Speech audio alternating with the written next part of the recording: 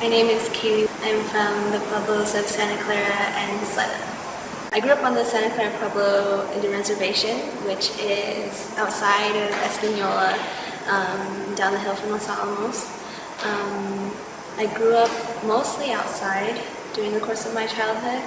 I'm from a farming family, so my summers really were dominated by the farming season.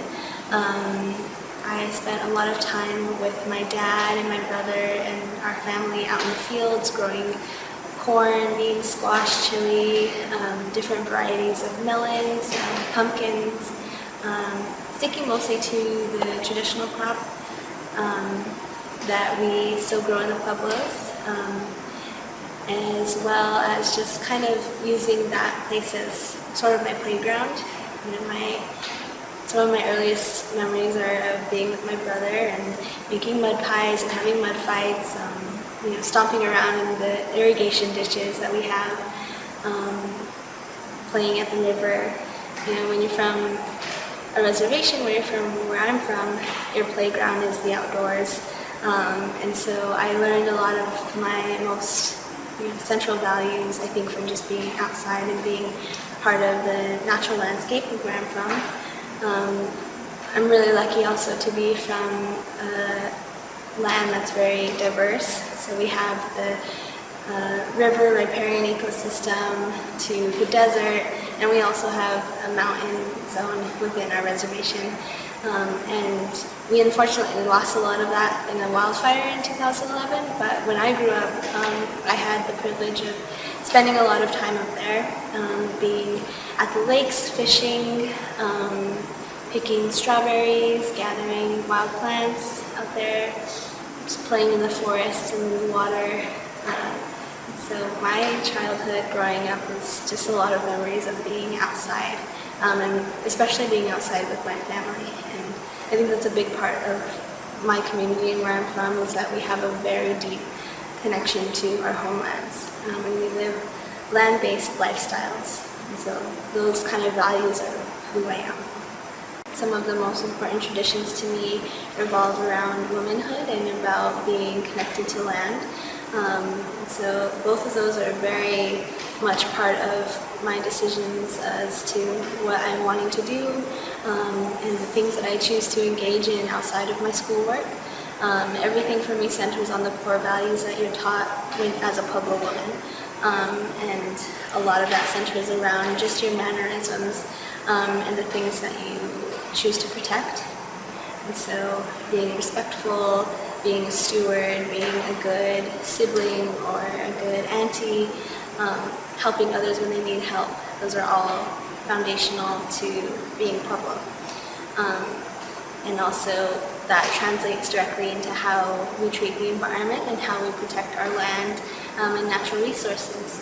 To me, environmental science is kind of a tradition, and environmental protection is a cultural responsibility. And so I would almost consider those to be native traditions that definitely do guide where I'm at. So my major is in international studies with a concentration in environment and sustainability studies. My interest is really in sustainability, in especially food sovereignty, agriculture, and in clean energy.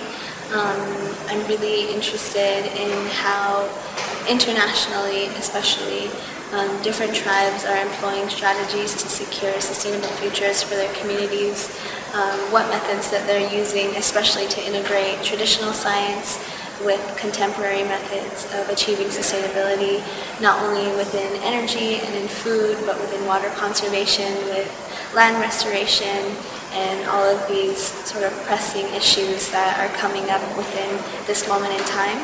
I think sustainability is the fastest growing and also one of the most important fields, considering what's happening as far as climate change, with the growth of the global population, all of the food and social crises that are happening across the globe. I think that this field is really central to a lot of different interconnected modes of study, and I would really like to be part of it because I think that tribal people need to be represented within sustainability. Specifically with the knowledge of sustainability that I would like to obtain. I think that that could have a lot of positive impacts on my tribe in different areas. I mean, there are so many issues as far as, I could just go down the list as far as what our health status is like for our people. There's a high rate of diabetes and obesity in Santa Clara, of high blood pressure, high cholesterol, heart disease.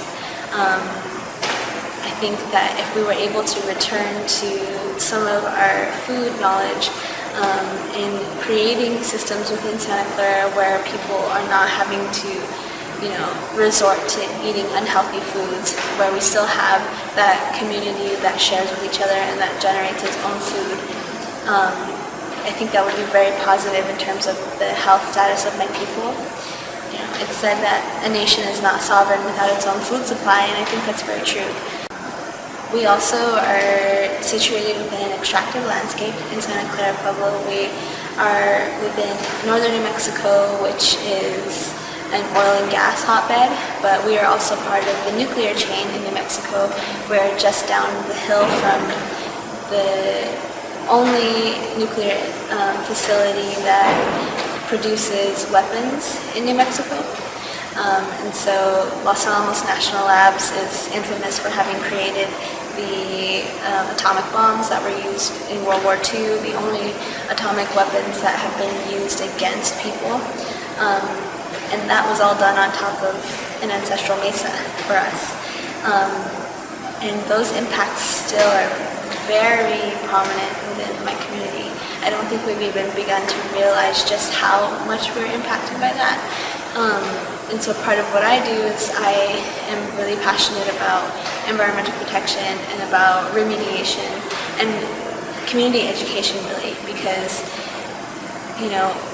there's oftentimes a gap in communication between environmental agencies and between the communities and the people who are actually impacted by those industries' activities. And so, especially in the case of Los Alamos National Labs, which is expelling toxins, radionuclides that could be causing cancer in my community, and we have a very high rate of cancer that could be causing issues for our women, and we have all of these things already present. It's just putting a face to the issue. And that's part of what I work on presently, and what I will continue to work on in the future is ensuring environmental justice for my people in all areas that I can, within science, within the governance side. I think that environmental justice is central to sustainability, because you have to be able to resolve the systems of injustice to be able to achieve balance. People who live on a reservation, things are always kind of fragile in terms of finances. And so it's a big concern for me, even though I come from a family that's willing to support me, it's always, really hard to make ends meet. And so I have spent a lot of time working to contribute to my education. I think I've saved a lot personally from working up to 3 jobs at one time. I saved a lot of what I made, mostly to contribute to my education. And even within 1 year, most of that's gone. And so it's really hard to, find ways to fund your education, especially when you do community work that's not often high-paying work. You have to do a lot of things pro bono, and you have to, purchase supplies, you have to do things because there aren't really resources in that area. And so it's something that I'm, more than happy to do, but it does make attending college hard, because you always are worried about, can I pay my tuition this month, or can I buy laundry detergent this week even? It's always about, sacrificing to secure a future for yourself, and that's not a great place to be in. So all of the support that I've received so far, it just means so much, and it just makes everything I do possible. I am so grateful for all of the support that I've received through the AIEF scholarship. It really truly makes the difference in whether I'm able to pursue the education that I believe is the best for myself and for my future and my community. the financial support is paramount to my success, and I'm so grateful for everything that I've been able to get through this scholarship.